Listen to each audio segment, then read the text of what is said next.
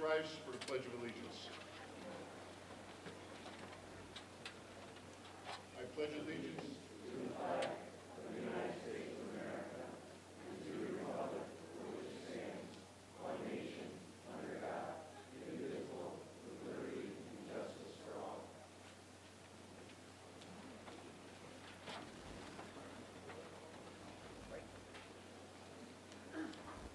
I'm Dennis Dressel, and I reside at 103 Blue Street.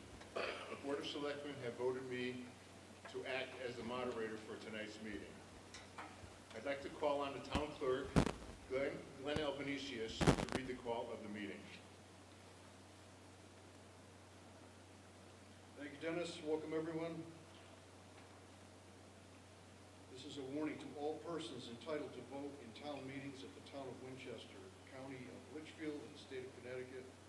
You are hereby notified and warned that the annual town budget meeting of said town will be held on May 12, 2025 at 7 p.m. at the Gilbert School located at 200 Williams Avenue, Winsted, Connecticut for the following purpose. 1, to receive a report of the Board of Selectmen, including its estimates and receipts and expenditures, and its proposed budget of $41,017,139, along with an allocation of $725,000 from the town's fund balance for one-time capital improvements, and to take action upon the same for the fiscal year commencing July 1st, 2025, and 2, to take any action properly to come before said meeting.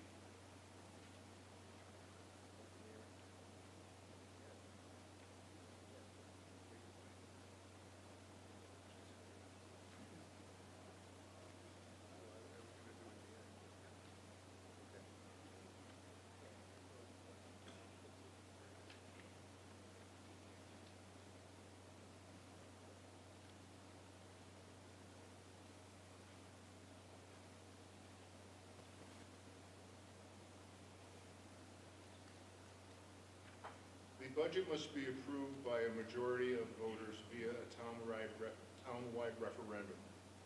By town charter, the referendum must be held 14 to 21 days after this meeting.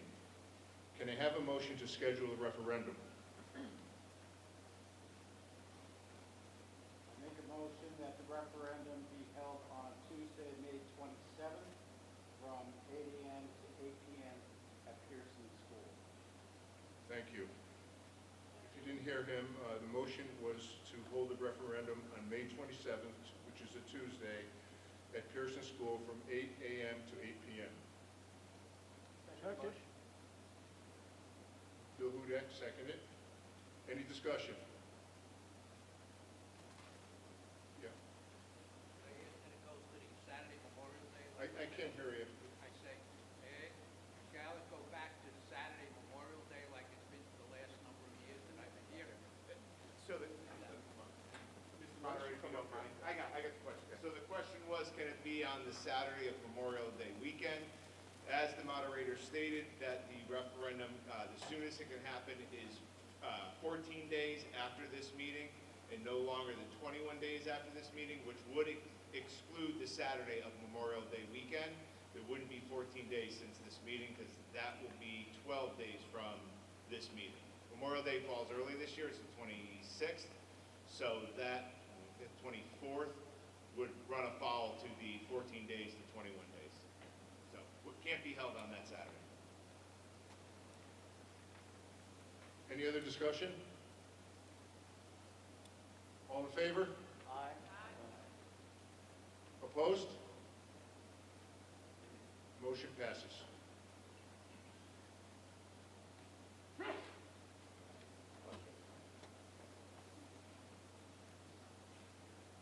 Tonight we will determine a date for the budget referendum, which we just did, provide further details regarding the budget, and give attendees the opportunity to speak, ask questions, or make motions to reduce budget items. I'd now like to ask our town manager, Paul Harrington, followed by Julie Luby, the superintendent of schools, to summarize the proposed budgets. Please hold your questions until the public is invited to speak.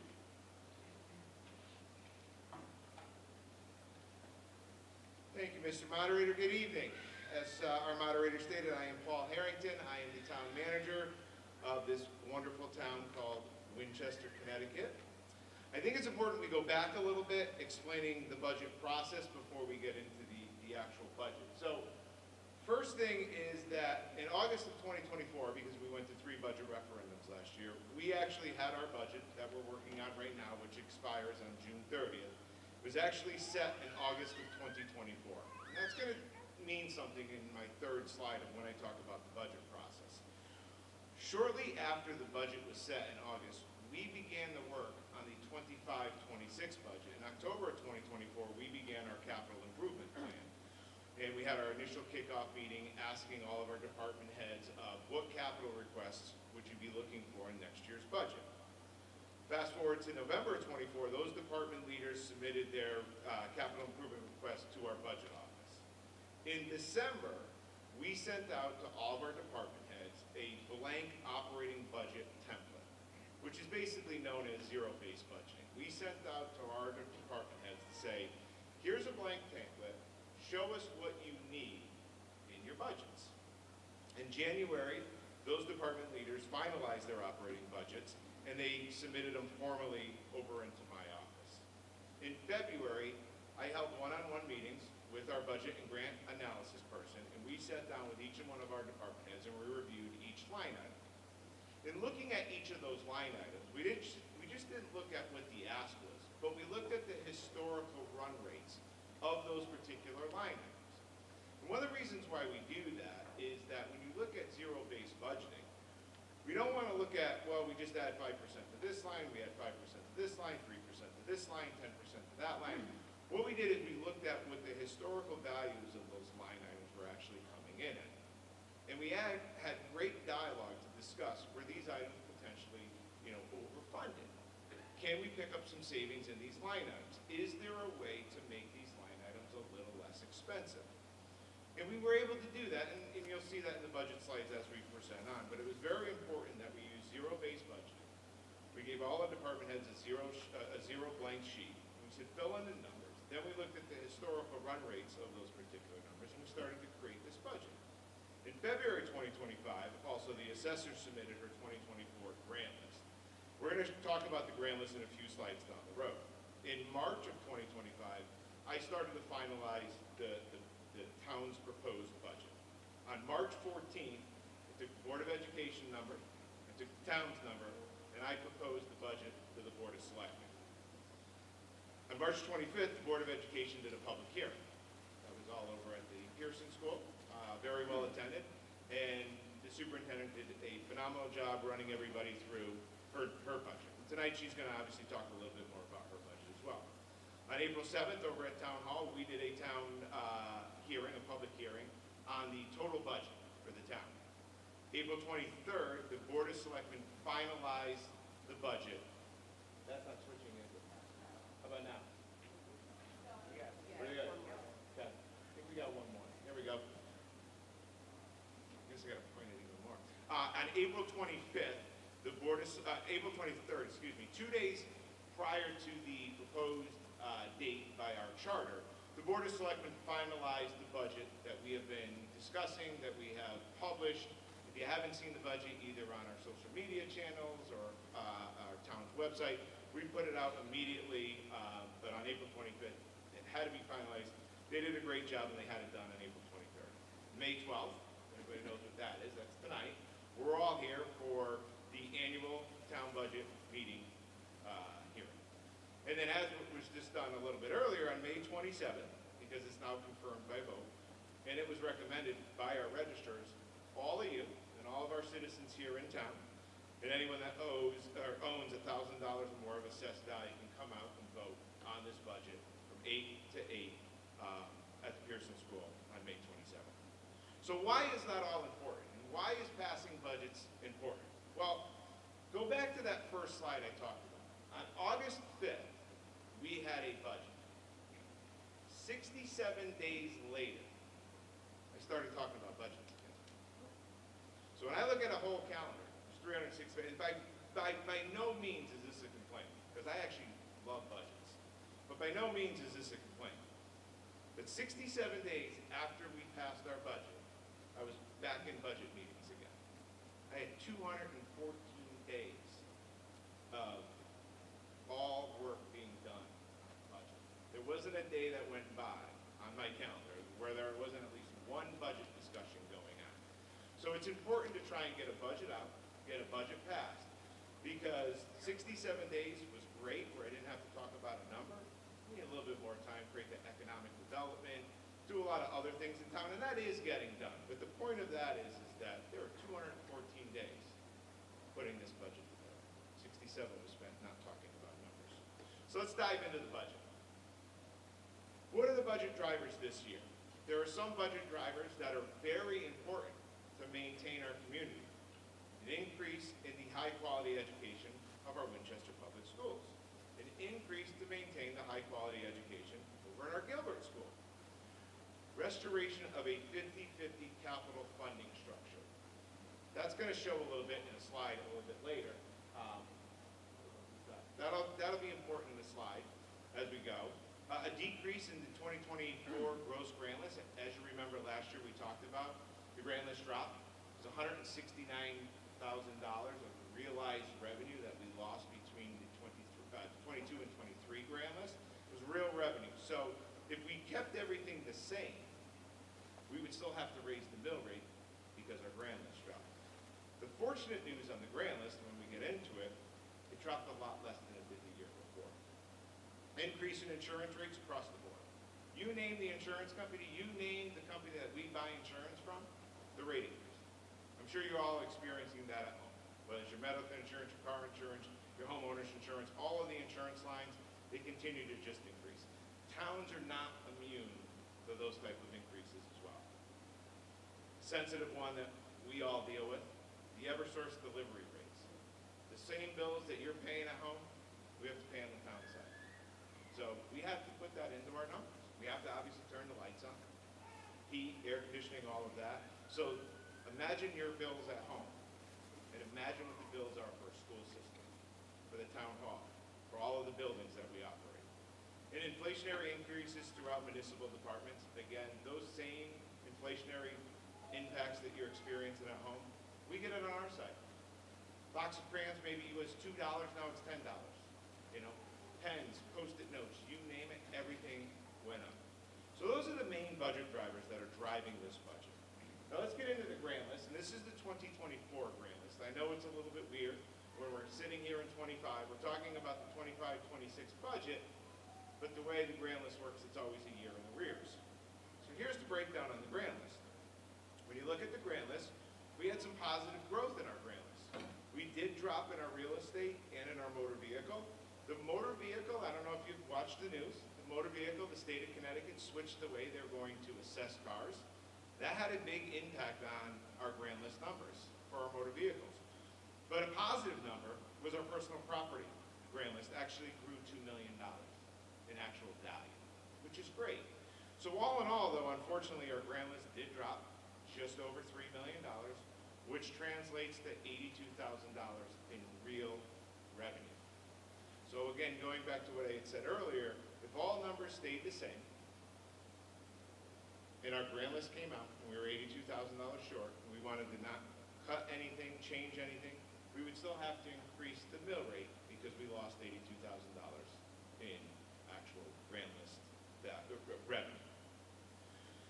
An area where I concentrate a lot on is our revenues. This is a headline that I ripped out of the paper today. Drives me nuts. Connecticut headed for the second largest surplus in state history.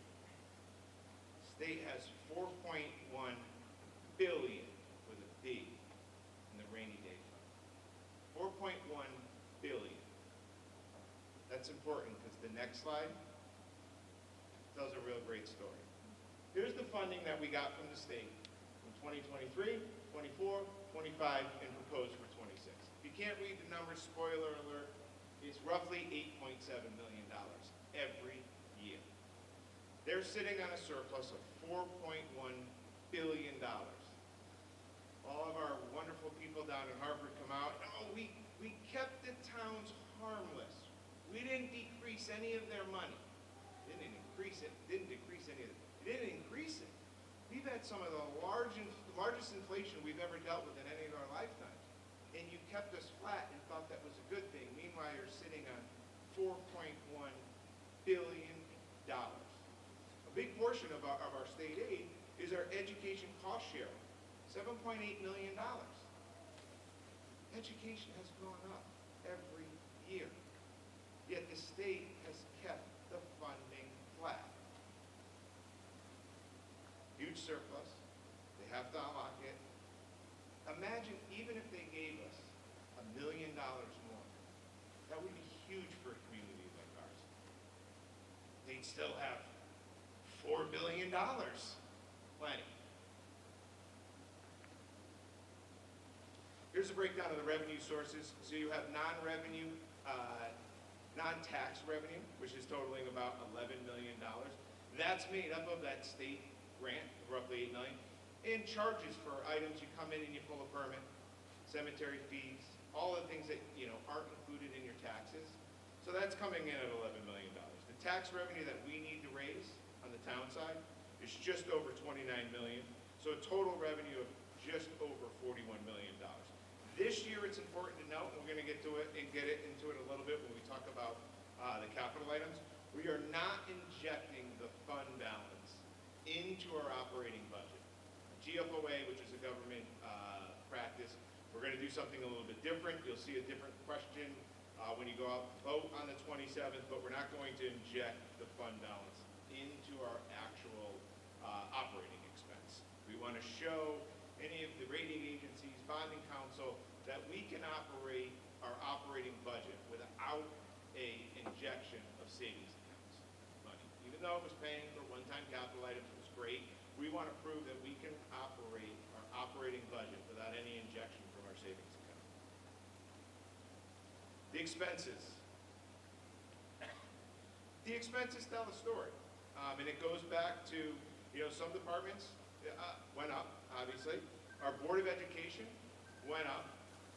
But our Board of Education is the largest portion of our budget, 59%, we'll talk about that. So of course their percentage is going to be larger than anybody else's. But if you want to have quality education, you want to have those developers build new homes in this town, you got to have quality schools. And giving the Board of Education the money is going to entice those families to come here. Also, it's going to entice developers to do more things in our town. Just recently we made a large announcement that Marshall's is coming to town. A national penny is actually moving to Winsted. Huge. Just got off the phone today with one of our select people, and the question was asked, is Domino's coming to town? I said, I can confirm that. I can now confirm that it is the actual corporate store that's moving to town. Now, I don't want to get into a pizza debate. I know we're in Connecticut, so that's the last thing I want to do, who has good pizza. But what it tells, and everyone got the joke there, what it tells is that national companies are looking at us in Winsted and Winchester, Connecticut. That is huge. Marshall's, Domino's, who's next?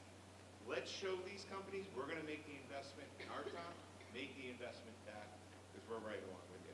So at the end of the day, I went off a little tangent about pizza and everything. At the end of the day, what we're looking for is an increase of, last year we were at $40.8 million. This year the total expenditures is coming in at just over $41 million, 0.5% increase in the actual total budget. And again, main reason, we're not injecting $2 million like we did last year to fund capitals. We're taking capitals a little bit out of the equation, but we are funding some of it with our general fund. The pie chart that everybody asks for, here it is. You can see that going around the whole entire circle up at the top, other areas is 4%, Board of Education 59%, general government 14%, public safety 10%, public works 6%, debt administration 3%, transfer to the general fund is 2%, and town support for education is 2%. So that makes up the whole $41 million of what each percentage goes to. I can tell you that, I look at a lot of towns' budgets. This pie graph is no different than any other town. They all look the same. They really do. Maybe a little bit bigger, maybe a little bit smaller, When you look at 169 towns' budgets, they all look like this. They really do. Moving on to the capital improvement plan for next year. Projects completed. This is important, and this came up in the last year's meeting that we all had here. They wanted to know what projects were completed. We funded all of this stuff. We don't see anything. Well, let me flip slides real quick. Here are projects that no longer need funding. Now, they're either still in progress or about to get shovels into the ground. One of the areas is the ladder truck replacement. How many of you seen the new ladder truck? That's done. We don't have to buy a ladder truck. That ladder truck, the chief, our new chief is here, Chief Fields here. That ladder truck hopefully will last us the next 20 years. They're going to tell me it's probably 10 to 15, but our ladder truck, we addressed it. We are addressing our infrastructure needs. It doesn't happen overnight. But I'm happy to report that our Public Works Director will be back at the Board of Selectmen meetings on a monthly basis every other month and give updates on the road projects that we're going to begin. But you can see these projects no longer need funding. You can look at when the next replacement of these projects are, and these projects no longer need any additional funding for it. A lot of these projects are already in the works. Moving on to what the department heads had asked when they put in their budget request. There were 59 projects that were requested. Here they all are. Pick one out. Turnout gear, another fire truck replacement, roadside mower, Morningside and Brookside, mechanics truck, payloader, all down the list. I had some tough conversations with my department heads because every department head's going to come in and say their capital item is the most important. It's in dire need. When we finally put this whole thing together, only 29 made the cut. And those are the 29. You can see what got whited out, and the blue ones are still in this year's budget. So, went from 59 down to 29.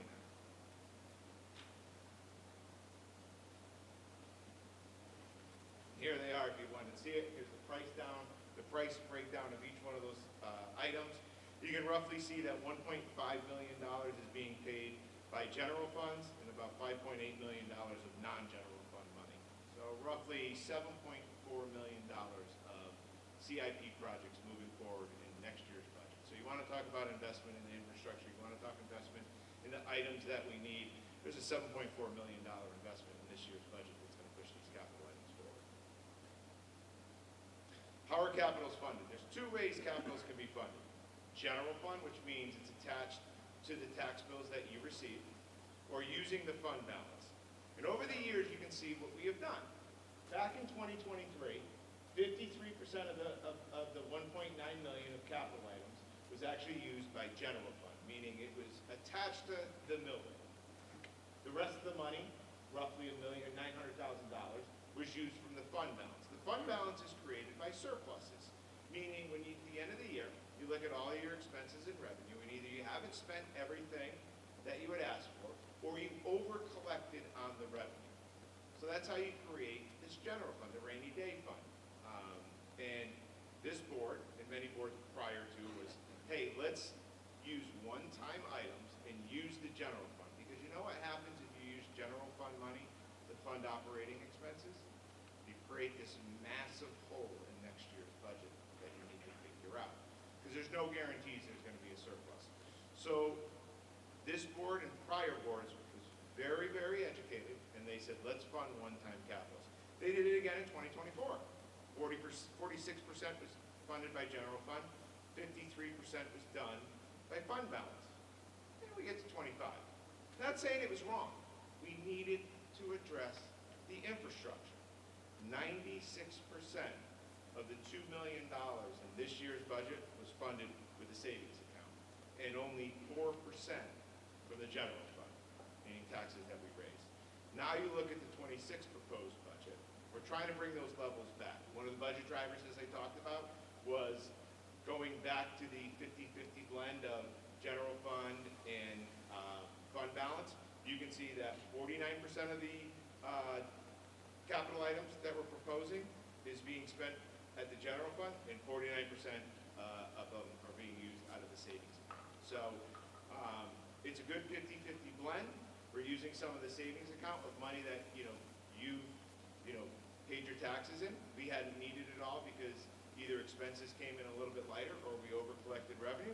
We're going to reinvest that into the community, and then we're obviously going to continue with our infrastructure. Here, obviously attached to the mill rate that's proposed is using general fund money of taxes being raised.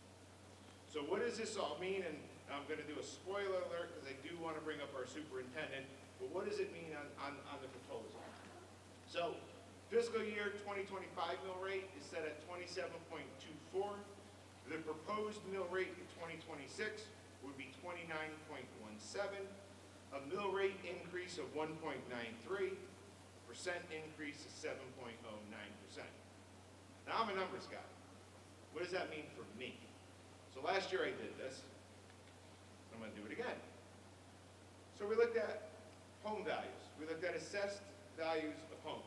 This year we broke out the chart a little bit bigger because last year I think we used 3 properties. You can see we have property 1, property 2, property 3, 4, and 5. Pick roughly where your assessment is on your home. I'm going to go right in the middle. Let's say your appraised property value is $357,143,000. That assessed value, which is 70%, is going to be $250,000 assessment. Annual taxes now, $6,810. With the new proposed mill rate, it'd be $7,293. Daily property tax would be $18.66.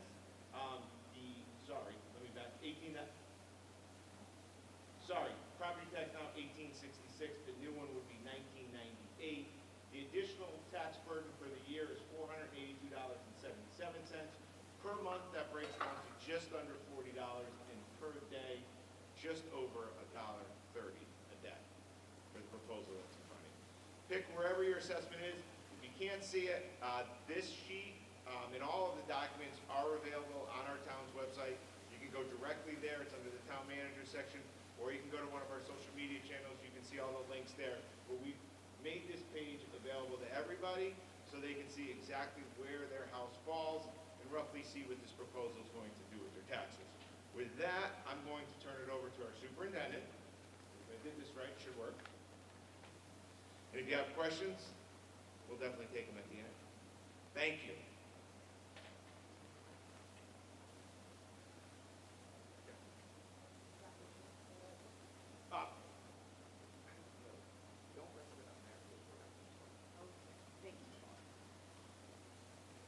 Good evening, everyone. I am honored to be here with you tonight. I take this responsibility very seriously, and I'm proud to be advocating on behalf of the students of the Winchester Public Schools, as well as the students who attend the Gilbert School, our high school. We are very lucky as a community to come together and have the opportunity to provide an education that we can be proud of. As I was listening to Paul do the home values, I have to say to you, I live in town, and I'm watching those, and I'm saying, okay, that's about $1 a day, and that's real money, far less than my Dunkin' in the morning, but nonetheless, it is real money, and I recognize that these are important decisions. And if at all my nervousness were to come across as flippancy, please know that I do take this very seriously and want to be sure to answer any questions that you have. We know that investing in our children is the key to a successful community. As a school district, we began this year, as we do every year, setting goals. The school administrators and teachers who know the students best take a good hard look at the district. We talk about what we need to do in order to continue to grow and thrive. So the district has goals, I as a superintendent have goals, and the Board of Education has goals. And those are all nested together, like nesting dolls. Our primary goals are to improve the school climate, to improve school safety, and to improve student achievement. I'll give you just a quick flash at some of the things we're doing. And what I'll point out to you is that the vast majority of our efforts to improve school climate do not cost money. They are the hard work of the educators in the schools. They are supported by our PTO, and they are the traditions and the work that we do with children on their kindness. The one piece that was a financial piece that's going a million miles towards improving school improvement was the restoration of the assistant principal at Pearson, which has been so important to our school climate work. Similarly, in our efforts to improve safety, we have been working with a safety consultant. We think of him like a part-time director who guides us in our safety protocols. He coordinates with our police department, and we have this year included safety officers in all 3 schools. Earlier this fall, there was a lot of discussion around whether or not we felt that our schools were safe. 95% of parents actually surveyed felt strongly that there should be a safety presence in our school, and 94% felt they would support a budget increase if it included those safety officers. I am excited to tell you they're in place and they are fabulous. They are already improving the safety of our drop-off and dismissal procedures, which I see some parents nodding. As hard as we tried, those are hard things. Parents in the morning trying to drop their kids and get to work are not the most patient people. So they have been very helpful in getting our procedures going smoothly. If you come across them, I find myself often as I'm walking through the schools coming around a corner and they are moving 100 miles an hour, checking doors, walking the perimeter, walking the halls, interacting with our children, and generally doing just a phenomenal job. Finally, just some quick notes about achievement. What I want you to see in this graphic is that the blue bars are the Winchester Public Schools and the red bars are the state average. The Winchester schools are outperforming the state in all areas. We have higher goals and wish to go well beyond just outperforming the state average, but I will say to you that when it comes to wealth, we are well below the state average. When it comes to spending, we are well below the state average. But when it comes to performance, we are above the state average. So as a format for this evening, I decided I would shake it up a little bit, having done a presentation similar to this at the previous town meeting and also for our Board of Ed. And so I've captured the questions that have been put forward to me over the last month or so, and we'll try to answer those, anticipating that some of those will be your questions as well. So, how was this budget built? So I'll say to you that much like Paul described, we too used a zero-based budget approach. Principals were given blank worksheets. What supplies do we need for the coming school year? Coaches filled in what materials we need to reorder to make our science experiments work. When you do labs with kids, things get used up. They have to be replaced. Workbooks that support the math program, things of that nature. With staffing, we went through and looked at every single position. Our Director of Finance and Operations suffered me well as we went through every single line of the budget. She's smirking. The fact that she let me live is a testament to her patience, but we did go through literally every line of the budget, some of them 2, 3, 4 times. It was a lot of new information. I had to ask the same questions over and over. And with every line, I said, do we have to? What if we did less? What if we didn't do this? The technology director went through every single program that we pay for and updated our pricing, confirmed that it was something we need to continue. So we did go through and try everything we could in building that budget to not include anything that wasn't critical to the success of the students in the district. So in that work, what should be in the budget that isn't. So there are many things that were eliminated before the budget was ever presented to the Board of Education. So for example, and I just want you to know, I made my slides first. So Paul was copycatting with his vanishing items, just gonna say. But these are all things that should have been included in the budget. We desperately need to improve student attendance. More than anything, we would have loved to have added a social worker whose primary purpose was family outreach. That wasn't even close to a possibility. We need another special education teacher. We need more intervention for students who are not achieving at grade level. We really wanted cafeteria monitors so that our academic interventionists could provide intervention all day instead of stopping to monitor the cafeteria. We wanted a teacher of the gifted and talented to do enrichment for students. And not even on this list is capital. We need a roof in ways that if you haven't seen the leaks in the building, perhaps you can't imagine, but we have buckets under drips all over the place on rainy days. And we have a list, quite an extensive list of capital projects that we need, none of which are included in the budget. So from all the things we wanted to include, these are the ones that are included. The kindergarten teacher is strictly enrollment driven. We are scheduled to have, I believe the number was 26 more students in kindergarten this coming fall than we have currently. There's no way to do that without adding a section. The board certified behavior analyst is actually services that we currently provide to students. It's previously been paid for through a grant that's coming to its end, and the person that's been providing those services is through an agency, so they're a consultant rather than a part of our appropriated budget. We can save money by bringing that position into our budget rather than keeping it as a consulting position, and so that's on there. Those services are required through students' IEPs. And then finally, the school safety officers, as discussed, were something that not only did we feel strongly about, but the parent community felt strongly about as well. So what did we add to this budget? As mentioned, we added the kindergarten teacher, the safety officers, and the BCBA. In order to do that, though, we did eliminate positions.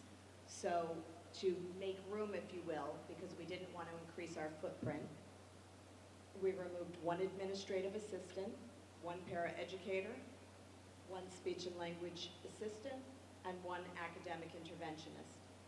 These positions were eliminated after I presented to the Board of Education, and the Board of Education deliberated and made a $250,000 cut to the budget, hoping that by doing that, they would demonstrate that they had done their due diligence and were putting forward a budget that they could unanimously support and felt that was reasonable to bring forward. So it is a give and take. We have added 4 positions, but we have removed 4 whole positions and 2 partial pieces for a total of 5 positions. So that again, the footprint isn't getting bigger, but we are right-sizing and shifting things for what we need most. So the number one question on the tips of everyone's tongues, why is the increase so big this year? So this is a deferred increase and could have been avoided, but circumstances were that it was able to be put off. The budget now is 12% more than 12 years ago. So it has gone up an average of 1% per year. There were many years it went up not at all, but on average it went up 1%. At the same time, inflation has gone up 31%, or an average of 2.5% per year. Had we simply kept pace with inflation, we would be in an entirely different position now. The way that that worked was because in part we had the benefit of grant funds, and in part because we eliminated positions over time. Another piece I'll add in terms of what is not in this budget or what's already been eliminated is that we have lost $40,000 of federal funds that were grant funds that we were anticipating as part of our budget for the current year when federal funds were canceled, and we now have lost 2 school counselor positions that we were scheduled to have until December 2027. We've been told that mental health is not a priority of the current administration, and those two positions are ending 2 years early in the coming December. So the budget that you're seeing is beginning with a shortfall of 2 counselors at the middle of next year that we anticipated having.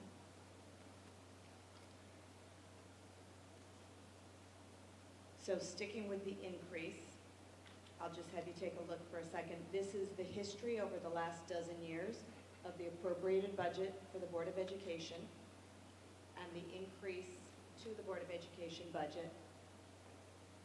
And you can see that it didn't move at all for 3, 6, I think that's 8 zeros in a row.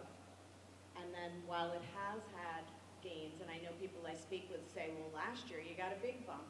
Yes, last year we did have a bigger bump than usual. But again, I would show you that it's less than 12% over 12 years when inflation has gone up over 31% over the same period of time. So we are working off those years of zero. So why can't you mitigate it is a question that comes up. And in fact, I will say to you, a wise superintendent, when faced with a big increase, looks around and says, well, that's a big number. I don't want to go to the community with that. What can I do? And in fact, I collaborate with my colleagues in other districts. I think Mr. Shadru, our superintendent at Gilbert, was on the same call with me when we were all commiserating over the size of our increases, because districts everywhere are having the same issues. And other people were saying, yeah, well, you know, we're not going to do transportation for out-of-district magnet anymore. And we're going to cut 20 positions in order to bring our increase down. Well, I quick texted our director of business and operations during that meeting, and I said, how much do we spend on out-of-district? Nancy said, we don't. We already don't provide that service. And that's just one example by way of saying that, again, we've sort of shaved away what we do to the point where I couldn't find things to mitigate this budget increase with. The 4 positions that we cut when the board made the $250,000 cut were already positions we thought were really necessary, and we are past the point of, sure, we could cut a handful of positions. A lot of schools cut positions like library media assistants, people who are available for book checkout. We don't have that position. There are so many positions that people would look at as places to take a cut, but we don't have them.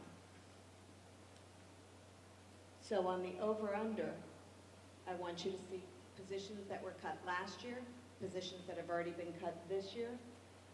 And the problem is, if you think of it, we have already cut down to the absolute minimum. We've lost more than 9 positions in 2 years, but enrollment is up. Our enrollment is up 16% over 5 years ago, but we keep removing staff. So a question that comes up a lot, what's in this increase? The answer, primarily, insurance costs and special education costs. We're going to go through that a little bit. So the increase, absent the piece that's the Gilbert School, is roughly $1.2 million. In that, 1/3 of that is for special education placements and the transportation to those placements. We have students whose needs can't be met within the 4 walls of our 3 schools. We have to pay for them to receive an appropriate education. So roughly $400,000 is the cost of special education increase and the transportation for that. Another roughly 1/3 of the increase is benefits. Those benefits are, as Paul talked a little bit about, our health insurance benefits. Our rate went up 12%. That's roughly half of that amount, covered about $200,000. The other $200,000 of that is roughly participation. When we built the current year's budget, we had 85 employees who participate in our health insurance plan. When we built this year's budget, we have 96 employees who are taking those benefits. Under the law, we're required to offer benefits to our employees. It's not as if someone asked me, well, could you just not do that? Fortunately or unfortunately, no. The law requires us to offer benefits to our employees. So why are so many more people on there? If I were a betting man, I would predict some of those are because we hire young teachers right out of school. They turn 26, they fall off their parents' coverage and hop onto ours. The other is a function of turnover probably, people who work for us and perhaps weren't taking the benefits leave. We hire new folks, they do take them, but 11 more people is going to be roughly that other $200,000 of that increase. The remainder of that 1.2 million roughly is made up of payroll with contractual increases and the school safety officers, and then the other.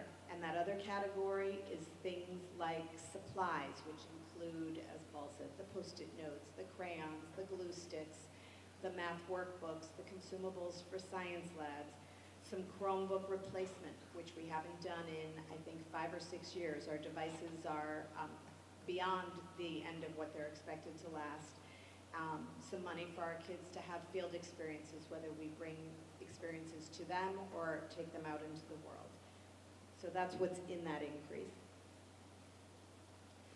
The question was asked at one of the Board of Selectmen meetings. Well, can't we ask the teachers to give up their raises? So, no, we can't ask the teachers to give up their raises unless we're prepared to ask every town employee to give up their raises. It's not the teacher's fault that healthcare got more insurance, got more expensive, or that the town hasn't increased the budget in a long time. That shouldn't be on the teachers' backs more than anyone else's. And in fact, teachers' salaries their raises happen in 2 different ways. Their raises comprised of cost of living and years of service.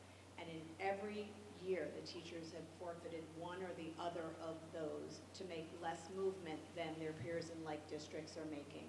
Similarly, the administrators union has taken freezes, no steps. So no, we can't continue to ask that. Our salaries are amongst the lowest in the state, and that does cause us. We've lost, I'm going to say, a half dozen people over the last month who've said, I love it here, but I can make, and you name the number, $5,000, $10,000. One teacher is making $18,000 more going to Glastonbury. People make more money in other places. And the shame of that for our children is that we hire people, we invest in them, we grow their skills, they get to know us and our community and our way of doing things, and they're good sports.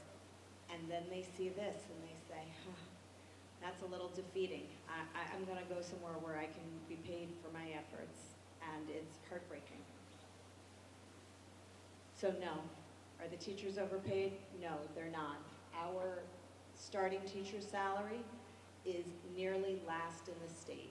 The Winchester Public Schools starting salary this year at that 44,000 number means there are only 3 of the 175 Connecticut school districts that actually start teachers at less than we do.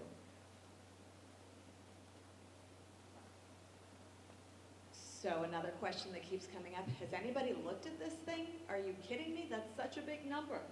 Yes, this budget has been poured over. It has been poured over by parents who've come and sat with me in my office with sticky notes all over our published budget and questions and highlights and what is this? It's been scrutinized by the Board of Education. We held, I believe it was probably 5 workshops.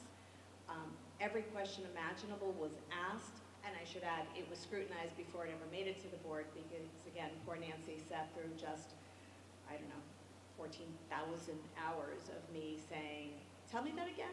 Why do we do that? The Board of Selectmen reviewed this budget, I want to say, in also maybe 4 or 5 workshops, and again, asked all the questions. I was in the hot seat, if you will, for hours answering questions. And at the end of the day, no one said, boy, this is wasteful. There's something in here. The question was asked, are we spending too much on our buildings? And I believe the response was, oh, my budget is 3 times this. I couldn't run the schools on the amount that we're spending on this. There is no waste in the budget. So what else can be eliminated? There is no fluff. There is nothing in the budget that we could say, okay, we won't do this cool thing, because there aren't really, honestly, sadly, any cool things in the budget. So if there were to be a cut, it would require us to cut positions. That's the only way to make a meaningful impact on the budget itself. Everything that's in our budget is driven by contractual salaries, transportation, special education. 0.05 of the budget, that little sliver at the top, is that 100,000 of the other, basically, that I showed you earlier. That's where we have discretion. And again, within that discretion is sticky notes, glue sticks, math books, all the pieces for the science experiments. So what did we do to try to save money? Because we are very cognizant that we are one piece of a community and trying very hard not to have a big footprint. The suggestion was made and we were asked, have you asked everyone you do business with to lessen their price or change what they charge us? And we did. We contacted literally every vendor again. We did have a couple of surprises. We came up with about $2,000 of savings by contacting all the companies. That was wonderful. These are just some of the things we do, but some that I'll highlight for you are that we participate in purchasing consortiums. So our health insurance is purchased along with the town, I think maybe 4 other school districts and 4 other towns, so that we have buying power. We do that with supplies and other things.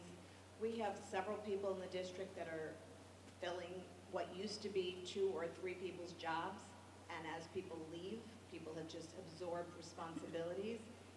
We literally reuse all the things. At the end of our board meetings, we collect our envelopes and use them again for the next meeting. We have 3-ring binders to publish the budget in that we don't replace.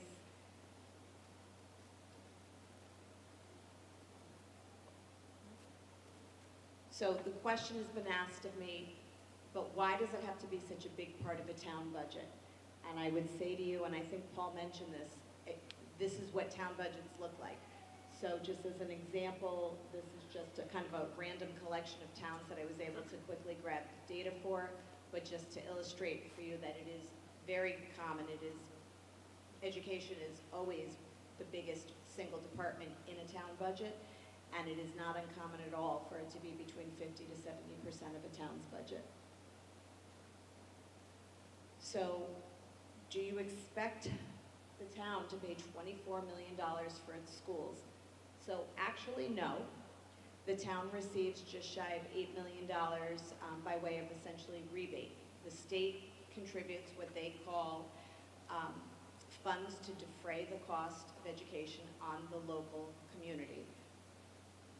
So our Board of Ed budget is funded in part by the appropriate budget, in part by grants, and in part by that ECS funding.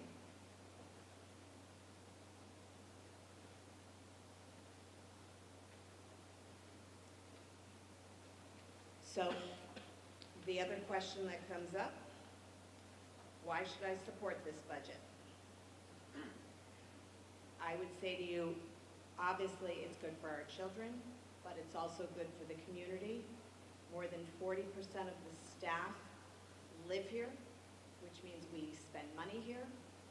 The less people who work in the schools, that means we are putting people who live here out of work. Not good for the community. We know that while none of us want to pay more in taxes, we also sort of know there's seeing the forest for the trees. The forest here is that if we support the schools, we grow the entire community. The more desirable our schools are, the more valuable our real estate is, the more appealing we are to businesses to come to town, and ultimately, the more people paying taxes, the less as individuals we need to pay. And it's good for kids, it's good for families, and it's good for the community. Thank you for listening, and I am eager to answer any questions that you have of me when that time comes.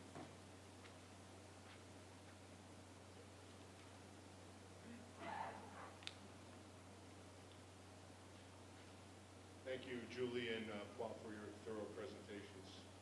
Hopefully it explains a lot of things. Now it's time for the public portion of the meeting. Individuals wishing to speak will be called up in the order on the sign-up sheet.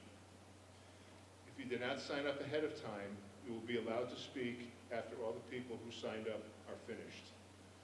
And if you have any questions of Paul or Julie, that would be the time to come up. At my discretion, speakers may have an additional 3 minutes after all speakers are finished.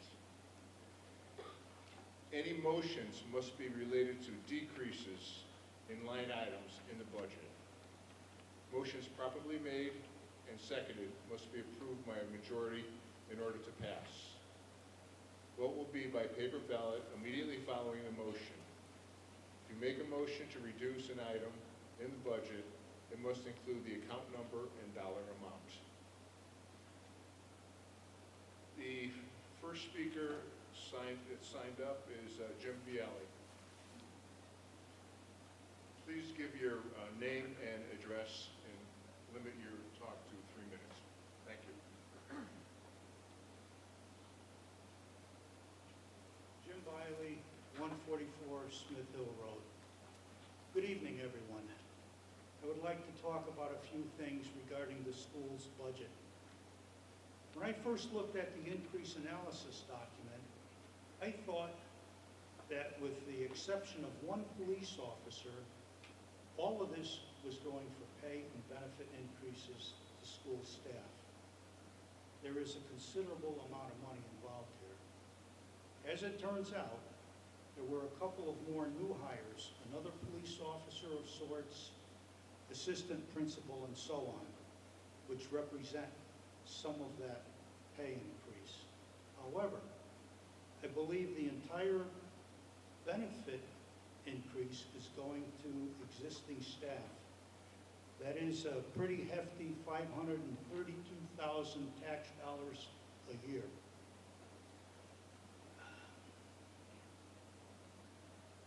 Because of contracts with the school, they will not allow pay increases to school staff or benefit increases to be lowered.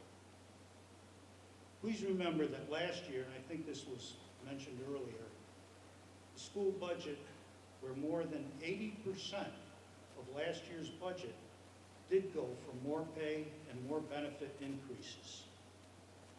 Regarding the pay increases, if you go out to recruiting service, known as Indeed, they note a 15% above national average for Winsted teachers.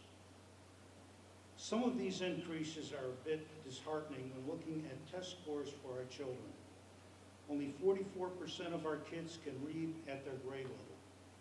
Math proficiency is a mere 26%, meaning that nearly 75%, almost 3/4 of our kids, cannot do basic math. This will not attract anyone to our school or our town. And these numbers are not mine. You can find them on the website for U.S. News and Public School Review. I don't say these things because it's easy. I say these things because they need to be said. And I would hope for a much more concentrated effort in addressing the education issues with our children. So because of all this, I am on the fence about voting for this budget. I'm not going to tell anyone how to vote, but I would suggest and urge all of you to ask yourselves, do I agree with these increases and what they represent? Once something becomes part of the school budget, it can never be removed or decreased. We will pay it every year. So regarding the budget, I would say, make your best decision. Thank you.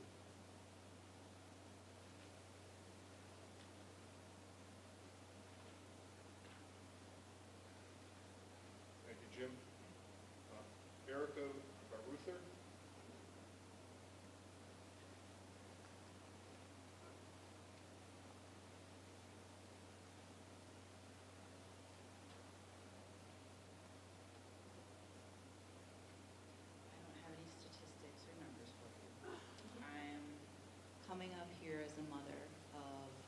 children who are in the school system here, and I just want to share my personal perspective on what I've seen the school use the funds for. My kids go on field trips, and whenever I forget to pack a snack because I have little ones running around like crazy, the teachers will provide them with one. I know that, as was mentioned, drop-off is chaotic. And in this budget, it is proposed to add order and assist parents in making that process a little easier. I have had many conversations personally with many of the teachers on staff, and I believe an increase in their budget is very well due to them. I know my kids are not always the easiest to deal with. I'm sure yours are all angels. So I just want to say that don't be afraid to ask for what you need. I think one of the things I love most about Winchester is that it really feels like a community here. And I've moved around a lot. And this is a place where I'm happy to place my roots and where I hope my kids can all graduate from Gilbert with a new roof and with teachers that can afford to give snacks to the little ones who forget, and where we all feel that we're helping. Thank you.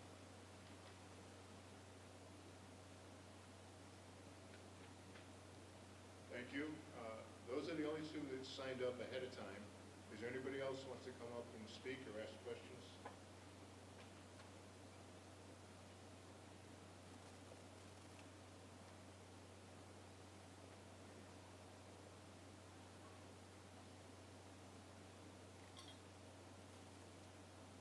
My name is Bill Hudot, 232 Granville Road, and I've spoken, I guess, at every town meeting over the last probably 10 years anyway, and I've always asked the same thing, which is I would like our elected officials to stand up and say why they support the budget. I think it's very, very important that they share with you what their perspective is on it. You've heard from the town manager, you've heard from the superintendent of schools. They both gave great presentations, I think very informative. But the point is that the elected officials have a responsibility also.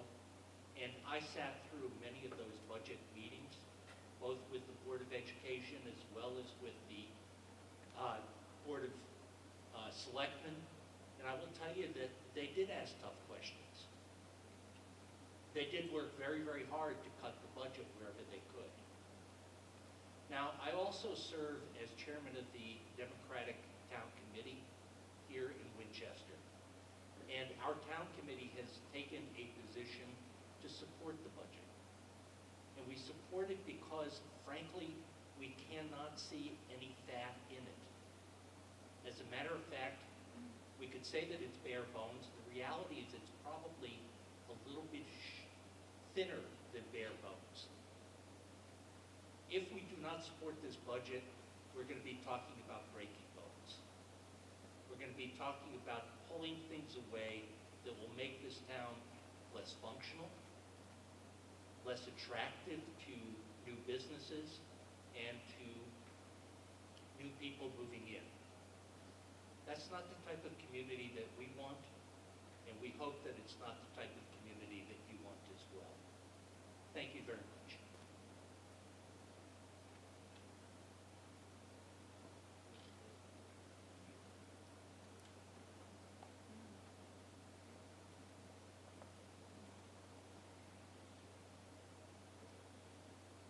Good evening, Mayor Archulowski. Let me begin by saying that no one ever wants to pay more in taxes. It's kind of a necessary evil. One of the things that myself and the rest of the Board of Selectmen get asked constantly is, when's my road going to get fixed? Why are we paying for this? What's the benefit in giving the school more funds? One of the ways that you don't pay more in taxes every year is you grow your grand list. And no one wants to come to a town that after budget, it fails, multiple referendums a year. You don't have the national tenants, which Paul talked about earlier, Domino's Pizza. You can tell by me I like pizza. Marshall's, a national chain. Those are things that are going to affect what you pay in taxes in future years. If we can get a few more of those to come in, they're going to come to town because we have good schools. One of the other questions that I get yelled at all the time is our mill rate is too high. The mill rates around us are much lower. Yes, some of them are. I was at a meeting this last week. The town of Warren's mill rate is 12.75. You look at that, wow, yours is more than double that. Why? What do we have that Warren doesn't have? We have a police force. We have a paid ambulance staff. We have school systems where Warren shares school costs with other regions as their regional school system. These are things that will build us and help us increase those national tenants that have come to town. More businesses paying taxes. We rely less on the residents to pay the taxes. So yes, I do support this budget. No, I don't ever want to pay more in taxes, but it's necessary. You have to pay more to stabilize yourself until those bigger tenants, the national chains, more businesses can come to town. That's why I'm supporting this, as I have the last several years. Thank you.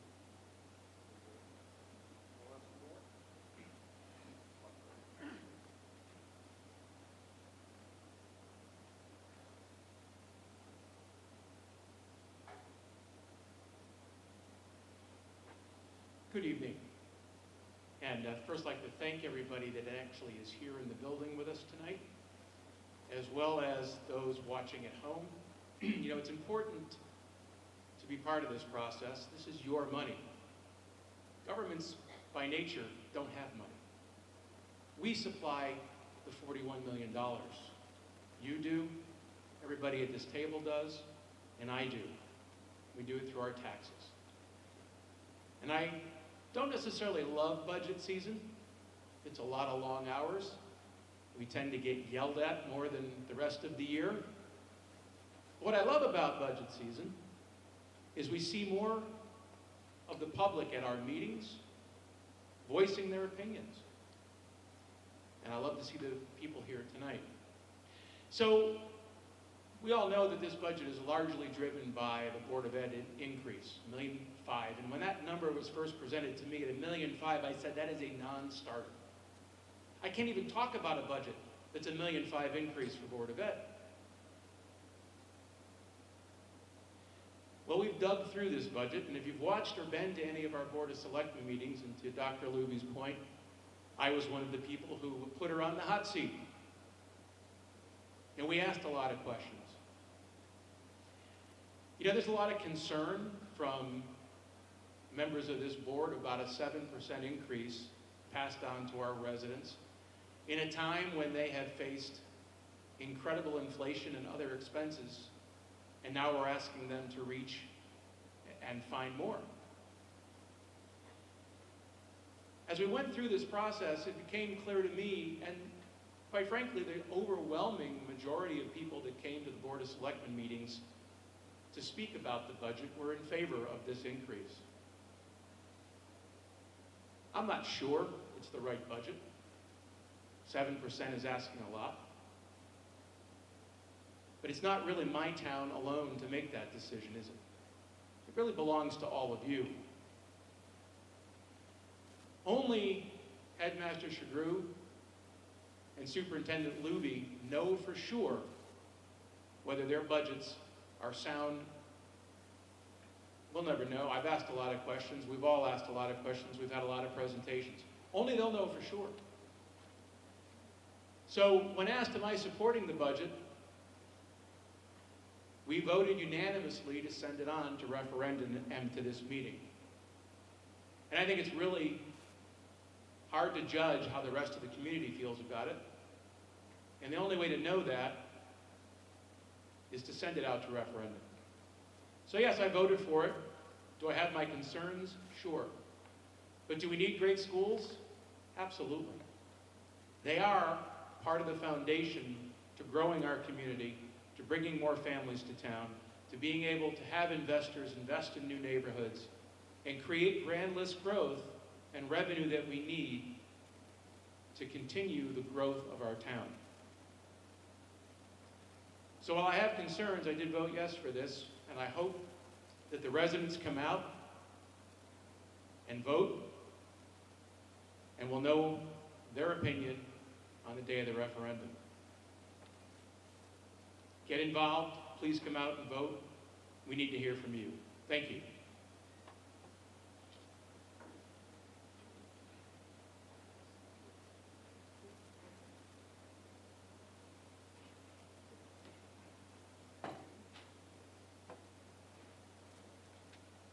William Hester, I'm on the Board of Selectmen.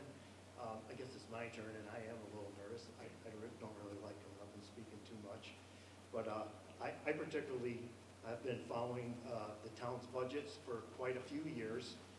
Been getting involved more and more in the last probably 10 or 15. I was also on the Water and Sewer Commission. And I particularly don't like budget season because there always is a little bit of an increase.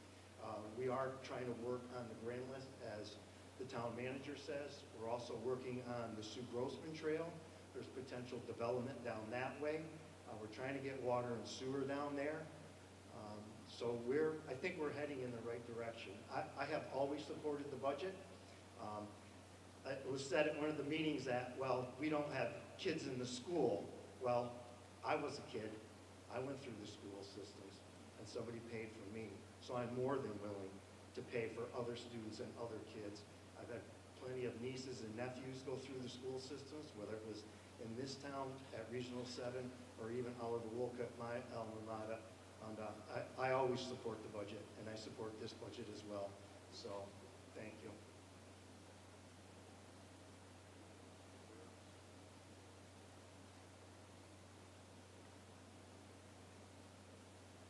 Anybody else who would like to speak or ask a question?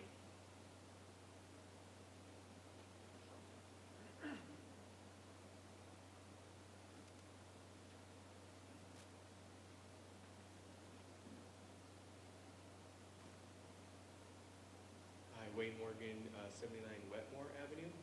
I don't have anything prepared, but I really appreciated all the information that was in both presentations tonight. Like was referred to, I mean, we're being hit from all sides, you know. I mean, gas and electricity is more expensive. Inflation keeps rising. Pay income isn't going up as fast as it should.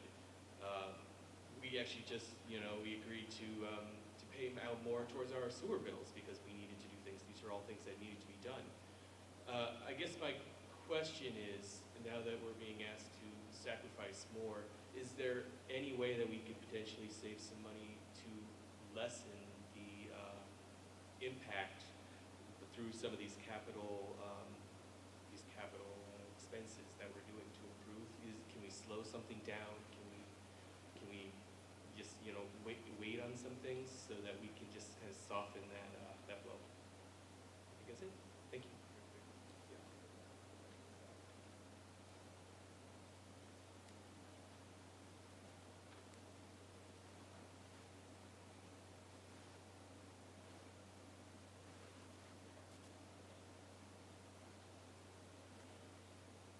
So it's a great question, and the numbers tell the whole story. So when you're looking ahead at our capital purchases for next year, and you're looking at 2026, so $822,698 is being funded by the general fund.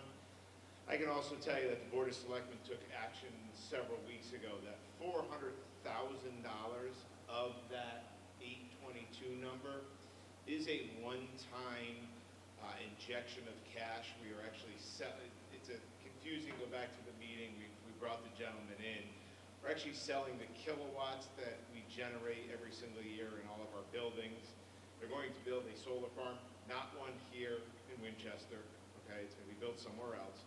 But to answer the question, when you really boil it down, the general fund, we're looking at roughly $400,000 of money that's being raised through that mill rate. The impact of subtracting $400,000 would be very, very small. The remaining of the capital items of $1.5,725,000 is being taken out of the savings account. There'll be a question on the ballot. Shall the town appropriate $725,000 from the town's savings account for one-time capital purchases? So when we looked at the budget, it's a great question. You do the balancing act, you had 59 items that department heads came forward with. We brought it down to 29 items. And when you really boil it down even further, what's being funded with, actual taxes being levied, it's only about $400,000, a very small amount. I think everybody in the room knows that we do need to address the infrastructure in this town, whether it's roads, whether it's equipment. It's a litany of stuff. We talked about the roof. One of the capital items that's being funded is the engineering work for our schools. So look at the roofs before we go out and possibly ask for state reimbursement. They're going to want to make sure we brought an engineering group in. They did all the plans. Get the actual price, we can go out to bid. So great question. I just think that only about $400,000 is being funded with actual taxes being levied. We took that out. You're going to see a very, very, very small decrease. So a great question.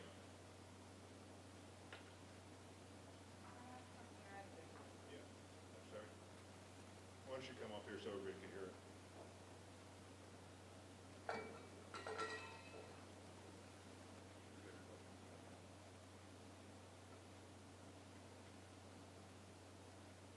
I think, as you mentioned, it probably perturbed some other people in here to see that the state's holding $4.1 billion in their rainy day fund.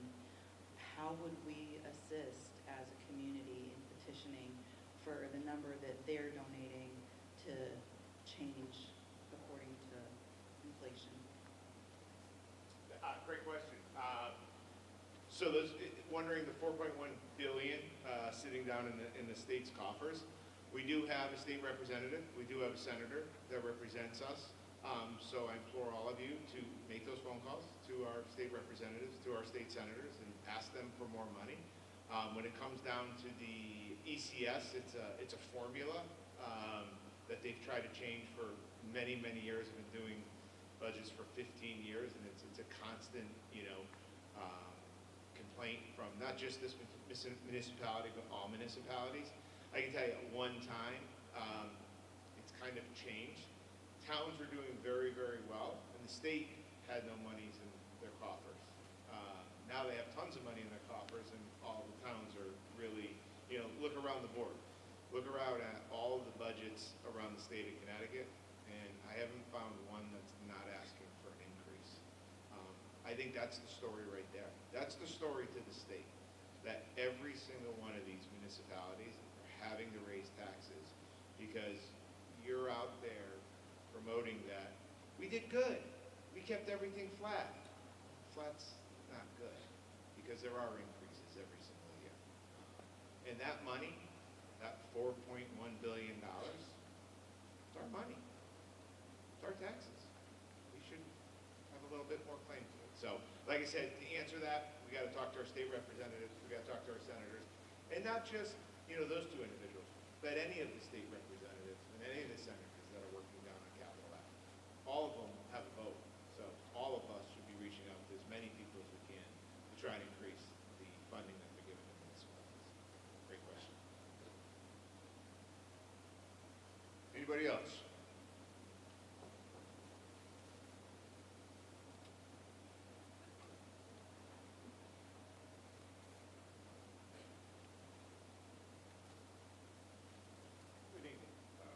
John Fertini, 25 Robert Street.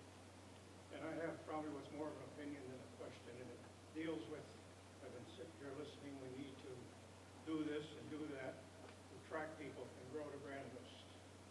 Yet in the 30 years I've been in the real estate business, every time we get a good town planner, comes to this time and we start cutting his hours per hours, we start defunding that position. it would seem to me for adding position, doing things, that is one that you certainly need to take a look at if in fact you want to grow the grand list and save us from large tax increases. Thank you.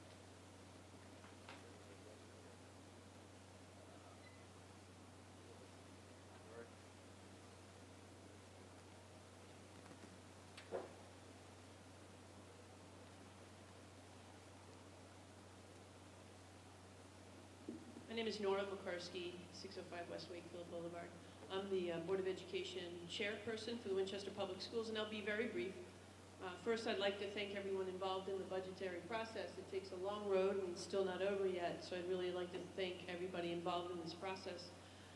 But I also want to recognize the new families that have come to Winchester. And I think that's a really good start. Very much interested in keeping forward progress that we've made with the public schools. And I think that needs to continue. So I'm going to give you a homework assignment for people at home. Your homework assignment is to come out and vote, and we have a date for the referendum now, so that indeed is your homework assignment during that time period for those 12 hours. Thanks.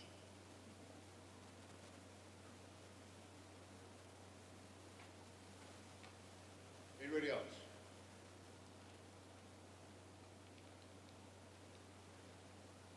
Okay, I'd like to close out the public portion of the meeting, and I'll entertain a motion to adjourn to the referendum on May 27th. Mr. Moderator, before we do, just a couple Yeah. announcements. So as stated earlier, during the presentations, the budget vote is May 27th, from 8 to 8. Absentee ballots do become available tomorrow at roughly 8 o'clock in the morning, Glenn? Roughly 8 o'clock in the morning from our town clerk's office. So if May 27th is a date, Tuesday, right after Memorial Day, if for some reason you're not going to be in town, absentee ballots do become available first thing tomorrow morning at 8 a.m. available at our town clerk's office. With that, I'm going to turn it over to the moderator. I'm looking for a motion to adjourn. Make a to motion to referendum. adjourn. Second.